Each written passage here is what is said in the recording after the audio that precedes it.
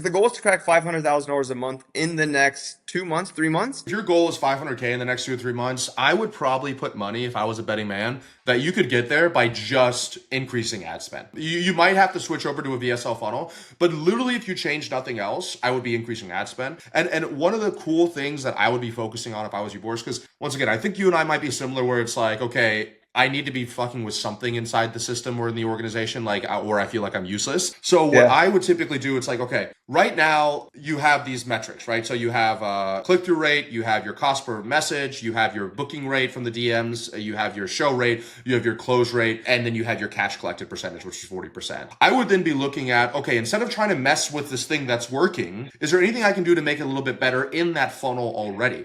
So for example, you could be looking at, is there any way you can implement AI into the setting process? Is there any way you can increase show rate by doing a custom Loom video before people show up to the calls, or educate them before they get on the call?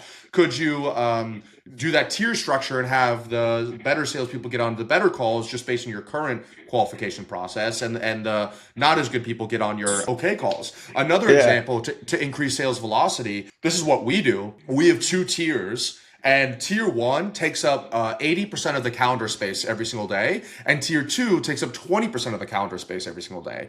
So that way, I always make sure, no matter what, we have availability for tier one people to be booking on a day-to-day or 24-hour to 48-hour basis. And I'm okay if tier two people book out 2 to 3 days in the future, because those people are tier two because they close at a lower percentage. So at this point, you're trying to increase the velocity of the cash that you're collecting as an organization, which means more tier one people sooner, and spreading out the tier two people later, right? So that's the areas I would be messing around with stuff in order to get a higher return on ad spend. But even if you just 100%. literally duplicated Yeah. the ad budget, you could maybe get to 500K right there. If you want my help installing any of these systems in your business done for you, be sure to book a call with my team down below.